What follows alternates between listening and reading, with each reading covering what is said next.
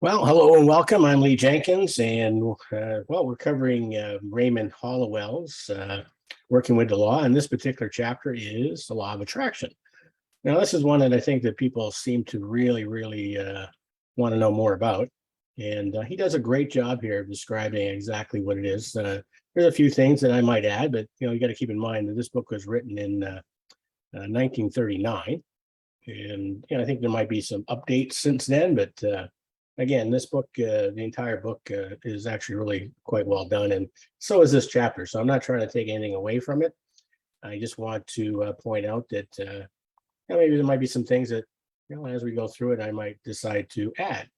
Now, if you happen to be following along, please say hello, and if you could leave your name as well, that would be fantastic because the system I'm using here is broadcasting it on, I think, 5 different places, and although it'll tell me the messages, it doesn't tell me who's sending the messages. So if you could do that, that would be fantastic. So anyhow, let's get started. Raymond Hollowell starts out with, he says, to desire is to expect, and to expect is to achieve.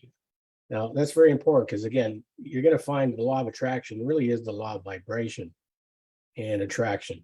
And it's the vibration that you're in. So it's the emotions, it's the belief, so when he says to desire is to expect and to expect is to achieve, like that level of expectation is a belief, it's a faith that it's all going to work out. So let's carry on with what he has to say here. The underlying law that regulates supply in the world of effects has 2 important phases. One is desire and the other is expectation. Now he says these mental attitudes represent lines of attractive force, the former being the positive phase of the law, and the latter the negative phase, while phases must be complied with to obtain the best and greatest results. So the first phase of desire embraces a positive process of attraction. That is, when an individual earnestly desires a thing, he sets up a line of force that connects him and the invisible side of the good that's desired. So again, it's that passion, right? Let's see here. When individual earnestly desires a thing, he sets up a line of force that connects him with the invisible side of the good desired. Should he weaken or change his desire, that particular line of force is disconnected or misses the goal. So, you can think of that all the time. You can have a desire, you're focusing on something I want, but then, if you don't really truly believe it, then you're going to lose that desire, and that's not going to happen, right? Now, he goes on to say here, but if he remains constant in his desire or ambition, the good demanded is sooner or later realized in part or in entirety. The principle involved is that you cannot long or yearn for anything unless it already exists, which is true. If not in form, then in substance, and desire is the motive power for calling it forth into visible appearance or physical effect. So it's important to understand anything and everything that's ever created, everything is already here. It's just a matter of using our imagination and our desires to bring it into this world for us to enjoy. So he goes on to say it is no use to desire a thing unless you expect to get it, either in part or full. Very, very true. Desire without expectation is idle wishing and dreaming. Let's say that again. Desire without expectation. If you don't really truly believe that it's going to show up, then it's not, and it's simply idle wishing or dreaming. You see it all the time. People build vision boards, which again I highly recommend. But you don't have a belief and expectation of what's on that vision board is going to come into your life, then it's not. So you simply waste much valuable mental energy in doing this. Desire will put you in touch with the inner world of cause, a driving force of the mind, which acts in the invisible realm. Sorry, something on my, never mind. And then he goes on to say, we all know that many persons desire good things, which they never expect, nor make any real effort to grasp. They start out well and may get halfway, but not any further. When they learn to comply with the other half of the process involved and learn to expect what they desire, Most of their dreams and wishes will steadily materialize again. And again, we meet people who expect things they do not want, but which often come. Now, this goes on to say, this proves that expectation is a powerful attractive force. Again, that expectation is a faith. It's a belief. If you don't have that, then chances are you're not going to be attracting too much, or you're going to be attracting the things that you don't necessarily want. So, okay, so when you expect something you do not want, you attract the undesirable. And when you desire a thing that is not expected, you simply dissipate valuable mental force. So even though, what he's getting at there is you may have a desire for something, but if you don't actually expect that it's going to come, then it's not going to. It says again, dissipating valuable mental force. So on the other hand, when you constantly expect that which you persistently desire, your ability to attract becomes irresistible. And he goes on to say here, desire connects you with the thing desired, and expectation draws it into your life. This is the law. And again, I would teach this lesson more of the law of vibration and attraction, but again, this is not wrong. He just saying it a little bit differently. And it's that expectation that's causing that vibration. It's the emotional attachment to receiving the good that you desire. And again, that's what's going to bring it into your life. And as he goes on to say, this is the law, right? Now, should you be oppressed by poverty, hardship, limitation, or lack of any kind, begin now to operate this law of mind and gradually command more and more of the good in the form of better things and improved conditions. It is your right. This is an important part here. It is your right and to be happy and free. We should seek, therefore, to learn more of the unseen laws of mental creation and the marvelous possibilities dormant within our beings. Nature does not deprive us of any good and desirable thing, but has provided us with the material equipment and inner power to acquire and enjoy all the essential good to ensure a happy and worthwhile existence. Right? So you have everything you want. So let me just read that part again. Nature does not deprive us of any good and desirable thing, but has provided us with the mental equipment and inner power to acquire and enjoy all the essential good to ensure a happy and worthwhile existence. So, again, he's saying, and I completely agree, that if you're getting in the right mindset and you build a beautiful picture of exactly what it is you want, and you have a belief and expectation in your heart, it's going to show up. It always does. That's the law of vibration and attraction. So he goes on to say here, application is the test of adequacy, as knowledge is of little or no value unless it can be used to practical ends. So here's a simple method in the beginning for using the power of mind to increase the amount of good in our lives in conformity with the law. So he starts out by saying, and this is very important, form a clear and well-defined mental picture of what you want. That's exactly true. Step number one. So do not specify its particular form or how it shall come, but simply desire firmly and gently the greatest amount of good in that direction. So a lot of it too, I do this with my clients. I talk about, don't worry so much about the actual goal or the amount of money you want to earn and things like that. Focus on what will it do for your life? How will it change your life? Get emotionally involved with the outcome. And when you do that, then you're going to find that things start to move a lot faster. When you focus simply on, maybe an increase in income, for example, it's not really that easy to get emotionally involved with a number. You can get emotionally involved with what that number represents in your life. It can mean, new home. It can mean taking more vacations. It can be helping family members. It can mean getting married. It can mean a lot of different things. So again, it's got nothing to do with the money part of it. It has to do with the emotional attachment to what that money could provide. So he goes on to say, avoid a tense state of mind or any condition of strain or anxiety. Right. And so basically, you got to stop worrying about it. You need to let go and let God, kind of an idea. It is better to do your mind picturing in odd moments when in quiet and restful conditions. Completely agree. Usually in your alpha state, that's early morning. late evening before bed. There's a great time to start to visualize the things that you want. So let the idea or plan of good unfold in vivid mental picture, much the same as though it were a moving picture upon a screen. Now he goes on to say here, do not force the thought, as pressure causes congestion and confusion.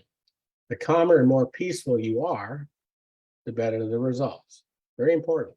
You got to be calm and relaxed when you're doing this. The main thing is to hold the thought. Then proceed to nourish your desire or want with a calm, confident conviction that what you seek will come. There's that expectation again, right? As you persist in this state of mind, the good desired will tend to gravitate towards you. It may come almost at once, or as in respect to little things or less consequence, like an invitation, a book, a meeting, a friend on the street, or it may come. Let me just, sorry, got to change the page. Stuck. All right, here we go. Well, anyways, what did I say here? Let's go back to that part there. It may come almost at once, as in respect to little things. It may come almost at once in respect to little things, or less consequence, like an invitation, a book, or meeting a friend on the street, or it may come by degrees over a period of time, according to the clearness and strength of your demand in a particular form of good desire. In the meantime, be reasonable and practical, and do what you can to promote its coming. So obviously you need to get a little bit busy. You need to take some types of action towards things. He goes on to say, I have little confidence in the Lord answering the one who rocks in an easy chair and waits for the desired thing to be placed on his lap. Again, I think that when The Secret first came out, I think a lot of people got the idea that it was some kind of a magical trick. I guess it kind of is. It is kind of a magic trick, but you have to act. And he even points out here. He says somewhere it says the Lord helps them that helps themselves, right? And yes, action spells results. So that's conceive, believe, achieve. And I always think it's more along the lines of conceive, believe, act, and achieve. So it's the actions that cause the reactions, and the reactions are the results that you're looking for. So, you can do this exercise over and over and over again. You may get, really excited about it, and it may actually work, but it's much more likely to come into your life if you act and start moving towards it. And the thing to understand too with the law of attraction is you will be shown the path. Like the key is to understand that, once you have that picture in your mind, you just need to start. You don't need to have everything all figured out, because how could you? You've never done it before, then it's got to be something that you're not going to have the answers for. So just start and be open to receiving guidance, and you will receive it. This universe, the source, is going to provide you with anything and everything you need, as long as you have a strong desire and an expectation of it happening. So again, but you have to act, right? This supplements your mental creative process and provides the channel for its expression. Then leave the results to the law, right? As you do your part, the law will do the rest. Exactly what I'm saying. Just get started. How well or how accurately you cooperate with the law determines the duration of time apparently required to bring forth your supply. Time is a period created by man. Nature knows no time and always responds in the present, in the now. Now, the duration, I'm not going to really talk about it here, but if you follow me on some of the other programs and that I do, we talk a lot about conditioning and paradigms. And a lot of this is going to, the duration, like you can have a belief and expectation, but there could be parts of your subconscious mind, things from the past, how you were raised, and that would cause doubt, cause worry, cause fear, things like that. And you're going to find that doubt, worry, and fear is going to slow the process down dramatically. So one of the things you're going to want to do when doing this and really trying to bring whatever it is into your life, you're going to have to spend some time really trying to figure out why you are getting the results you're getting already. Like what is causing that? And again, it's going to go back to how you were conditioned probably during, very first 4 or 5 years of your life. That would be environmental conditioning. People you grew up with, who you went to school with, all that kind of stuff is going to have some effect on how quickly these things are going to come into your life. So now it goes on to say here, in some instances, results that seem almost magical will appear. We just talked about that, right? And it can. Often where there has been a deep, longing desire for a particular good with no expectation of its realization, the addition of action will finish the process with the happiest results. So again, you got to take action. And that's where I think a lot of people that have maybe studied the law of attraction in the past don't seem to really quite understand that part of it, is you do have to act. And again, the things that are going to stop you from acting is going to be that conditioning, those paradigms that I was just talking about. So it's again, you have to act. And if you're not acting in a manner that's going to take you where you want to go, then you're going to have to take a good look deep down inside and say, okay, what's stopping me? What is this causing me to not move forward and go and achieve whatever it is that I'm looking for? So, I forgot where I left off. Okay, the addition of act. Okay. Now, in fact, you are always on the right side of the law when you combine the two essentials of desire and expectation. Right. Now, you operate a hidden intelligence that puts you in touch with the actual ways and means of materializing your desires. Now, the principle underlying this process of attraction is as sound as demonstrable as any principle in the science of mathematics. We all employ it every day, more or less, but usually unconsciously and therefore imperfectly, right? So the key again is unconsciously. That's your subconscious mind. Okay, so let's see, what's a couple parts in here I might just skip over, so bear with me if I'm just checking my notes, and I got highlights and stuff all over these pages. So okay, I'm just going to skip to a different paragraph here, and he starts out by saying, the mind is a magnet and attracts whatever corresponds to its ruling state. Whatever we image in our mind, whatever we expect and think about, will tend to bring into our lives the things and conditions that are in harmony therewith. Science has convincingly proven the existence and constant operation of the law of mental attraction. For this reason, everyone should be doubly careful about how and what he thinks. Very important. We always thinking about what we don't want, and we wonder why it keeps showing up. Again, you can change that. So it's very important to understand this. So for this reason, everyone should be doubly careful about how and what he thinks about. Our predominant mental attitude is the primary cause of most everything that comes into our lives. And the sooner we realize this truth, the sooner we shall begin to improve our lives and progress.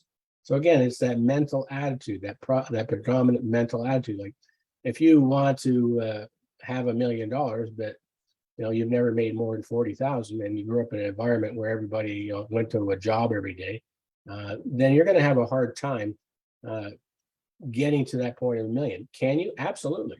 Can you change that conditioning? Absolutely.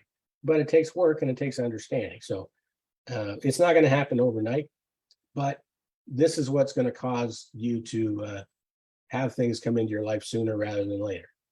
So he goes on to say, we must seek to become imbued with the desire to advance and give the law a chance to help us. Everything will then work toward our aid. Obstacles will strengthen our resolve to win. Discouragement from others will only serve to strengthen and to arouse us to a stronger activity. We will see more clearly and understand more fully that every difficulty is an opportunity to advance. Every stumbling block is a stepping stone to success. Our so-called burdens will lose their heaviness because the spirit within us is unconquerable, and when evoked by desire and aspiration, will unfailingly come forth in greater power and richer intelligence. This will guide our thoughts and actions to those pathways that lead to the highest or the heights of conquest. So when you really start to understand this, again, I highly recommend you do understand this. Is the reality is you can have anything you want, but you got to learn how to actually bring it into your life. Again, we're not conditioned necessarily. Some are, But majority of people are not conditioned to actually receive the things that they want in life. Can you have them? Yes. Can you change that conditioning? Yes. And you want to talk further, that just go to my website, liamjenkins.com. I actually offer a free session where we'll talk about this. I'm pretty confident that at the end of the session that you'll be on your way. And don't worry about, there's no obligation on to buy, no credit cards or anything like that. Ian. Just it's free. If you decide you want to work with me going down the road, well, great. But I'm not a pushy salesperson. So, okay, he carries on here and he says the law of mental attraction acts along the same lines as the law of gravity. It is as definite and as accurate. You have heard the law expressed in such statements as birds of a feather flock together, or like attracts like, or things equal to the same things are equal to each other. The thoughts and the actions of people draw to them people of their own type and kind. It's difficult to tell one just where he may fail to attract his needs, as no two people think alike and therefore no two people make the same mistakes.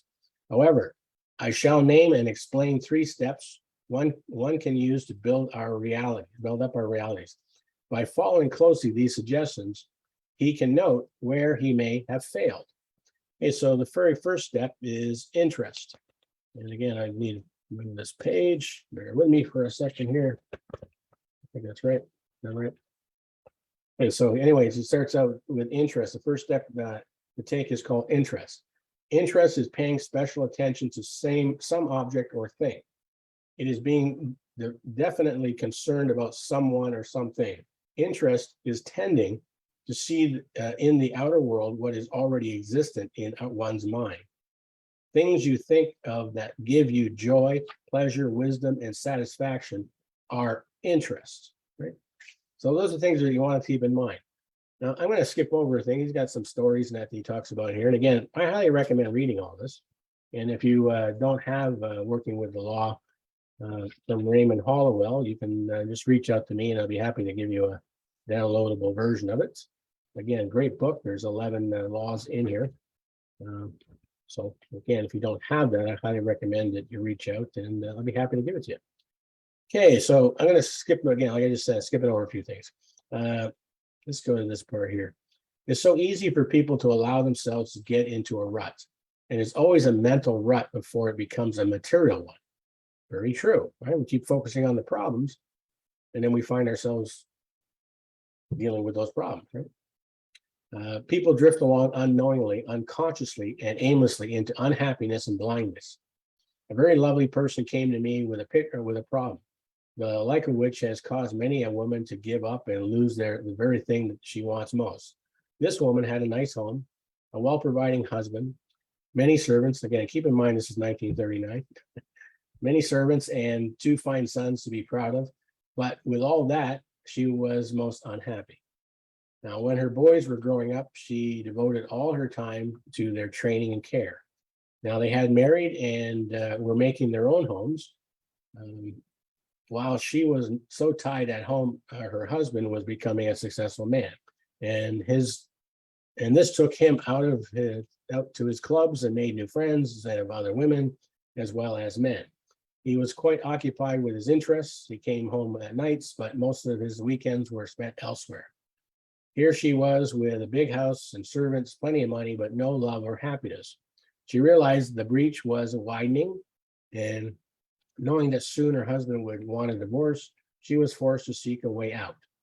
Now, after lengthy analysis, I learned that she had a spark of interest left in art and literature. So recommended that she take a trip abroad for the summer to see the new sights and to plan a busy winter with new studies. She returned feeling refreshed and anxious to begin the work. She joined a literary club and liked it. Gradually, she worked into some small dramatic parts until one day her interest burst out into a flaming desire to go further and the work. Home servants, loneliness, all receded with the new ambition. In short, she advanced into radio work and has been very successful. Her sons are proud of her achievement. Her husband has become almost jealous with his attentions, and her happiness is supreme. And he goes on to say here, you see, one must keep up some interest. One must keep his mind active and keen in order to avoid losing one's attractiveness and satisfaction. Our highest interest should govern our thoughts and not the material things, right? The material things are only the means through which we express our interests. Good point, right? The material things are only the means through which we express our interests. A strong magnetic power is founded upon a strong idea or principle. This idea or principle directs our interests, and this in turn develops our inner power of attractiveness. Again, that goes back into the whole idea of the law of vibration and attraction. I'm just going to skip over again. So the next part here is attention. So to have a highest interest is not enough. We must inject this interest into our daily labors. Our intention must portray our interest, and the keener our interest, the more intense we will be about our attention. It is our interested attention that draws from the outside world such facts as are formed in the mind.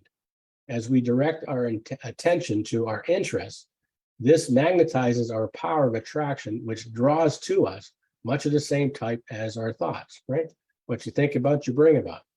When much of our interest is taken up with our full attention, we shall find that most of our petty and selfish leanings will be absorbed by our higher interest and will be steadily progressed. So again, this is all about having faith, falling in love with the idea, and giving it your full attention. And that's the key. If you want to have success in your life, it requires full attention. Well, it doesn't mean you have to ignore people you love and things like that. It just means that this has to be a priority. And if it's not a priority, then there's a pretty good chance it's not happening. You know, you think about it, like people go their whole life and saying, oh, I wish I did this. I wish I did that. We'll do it. You know, we still do it. Like, it doesn't matter even if you're retired, do it now, right? So I skipped over a bunch of things here. Let's go, what's it say? Okay, so now if you believe in honesty, then you support the principle of honesty with all your attention. You direct this attention to do and think all things in an honest manner. If you should have an opportunity to cheat or steal from another, you adhere to your principle and refuse to take advantage of what may seem a trivial thing. Now, this is important again, when you start focusing on vibration. If your vibration is that of cheating and stealing, there's a very good chance that that's going to happen to you. Or whatever you did end up cheating to get or steal, you're probably going to lose it. And then not only lose that, but you'll probably lose something else as well, because you created a vibration, an energy around stealing. And it's kind of silly to think it's not coming back. Like most people you see that end up in jail or something along those lines, we're focusing on the same kind of idea, and then they end up in jail. So it will come back and haunt you. So honesty is always I think, an excellent policy. So anyways, if you should have an opportunity, I already read that part. They always seem true. They always seem trivial in the beginning, but that is only the beginning. Such trivials grow with a cancerous direct rapidity. You rarely see the service record for remaining loyal to your standard, but in time, you will not only see but feel its satisfaction. Very true. As you watch closely your dealings and force every issue to comply with your principle, you are charging your mind with honesty, and it becomes magnetic to attract honest endeavor and permanent success. Now, even this, maybe discussing money in this particular consideration here, but this applies to relationships. If you have that mindset of deceit, then you can pretty much guarantee that the people you bring in your life have something very similar. If you want to have a happy, healthy, honest, loving relationship, then you need to be that person. And when you become that person, you're going to attract to you someone on that same vibration.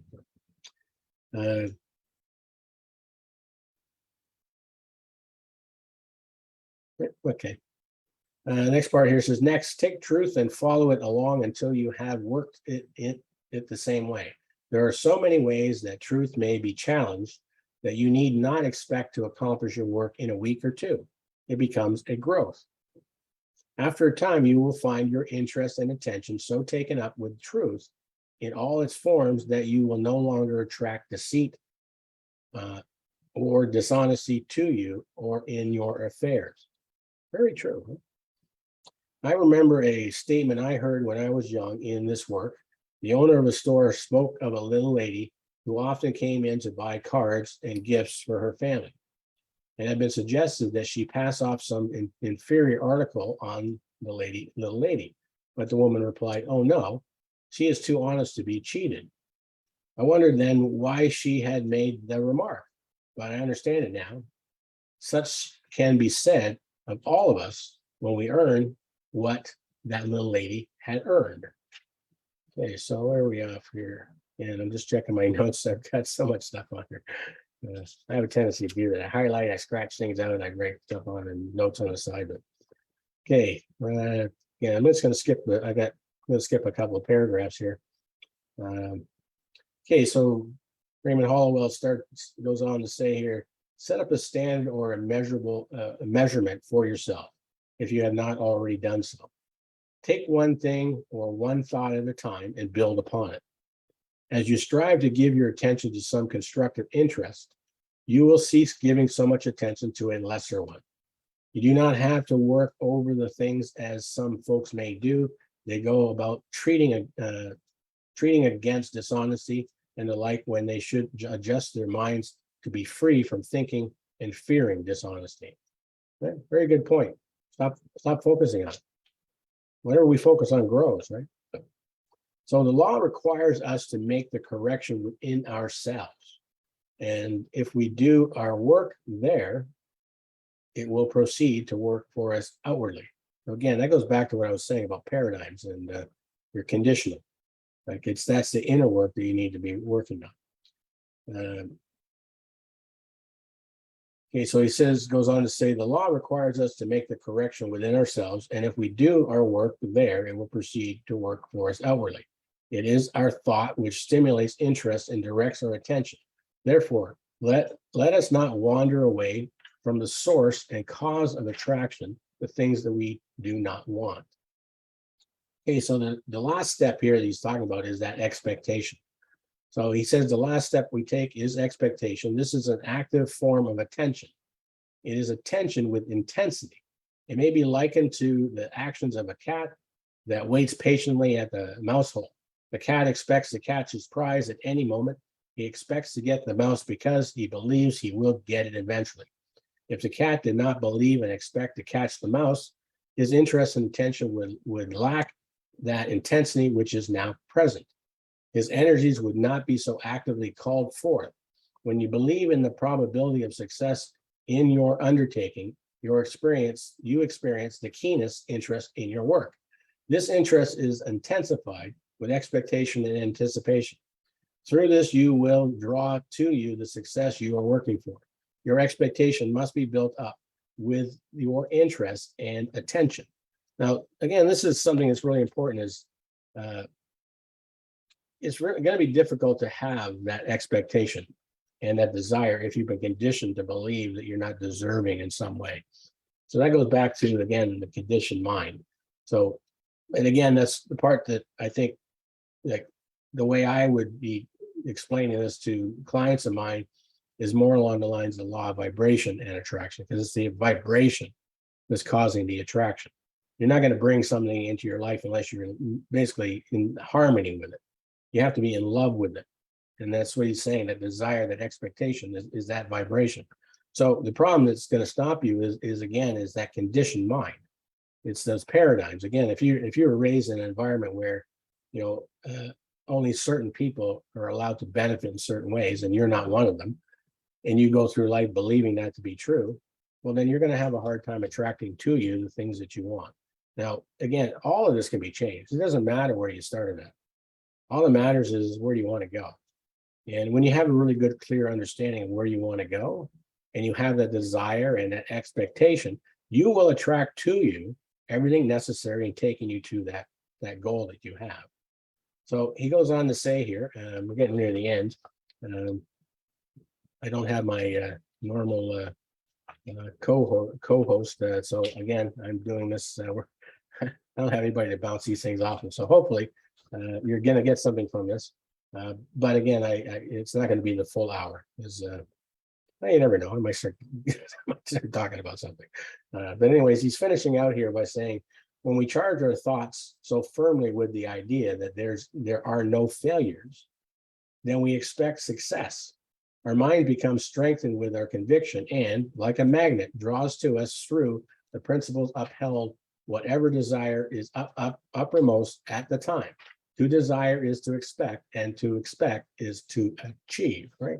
So again, this is a great chapter. I think, if someone's interested in having a copy of this particular book, just let me know. I'll be happy to give you a downloaded version of it.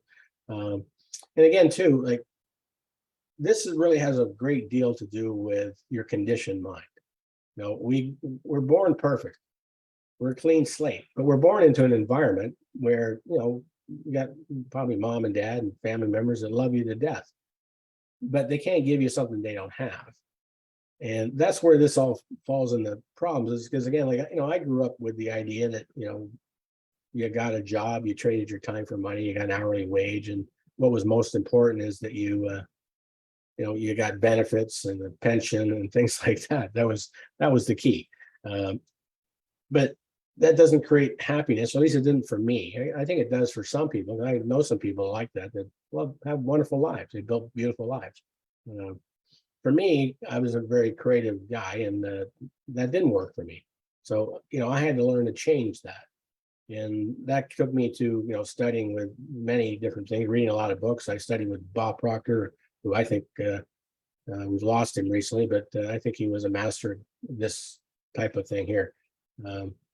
But it's that, again, if you're not in that right vibration, like, you could be saying, I want this, I want that, I want this. But if there's a part of you down deep inside saying, well, you don't deserve it, you're not worthy of it, well, you're not going to attract it. But you can change it. So again, I highly recommend that you not only study this, but maybe study some other things, or even reach out to me and book one of my breakthrough sessions, because this is exactly what I talk about. I'm pretty confident that at the end of the call, you're going to see things a little differently. It's actually kind of exciting to watch. So I don't spend a lot of time, 45 minutes. Sometimes it's an hour, but during that particular time, you're going to learn some things about yourself, and I'm going to give you some lessons on how to actually immediately make some changes. So again, I highly recommend you reach out. You can send me a message here on Facebook or wherever it is that you're watching this, or go to my website at leemjenkins.com and just look for the breakthrough session, and you can pick a day and time that suits you, and we'll have a chat. So I'm going to let you go. Unfortunately, I don't have a full hour's worth of information here for you, but we'll be back again next week with more of working with the law. And also tomorrow, which is Wednesday, this is not done live, but it's our Elevate Roundtable, where we kind of get together and we have a conversation with a group of people. It's usually, ranges from 8 to 12 people. If you go to myelevatenetwork.com, you can see a link where you can register for it. That's the only requirement, is you register, and we'll actually email you a link to the site. It's a Zoom link, and you can come on the call. And tomorrow we're going to actually be talking about manifesting, come to think of it.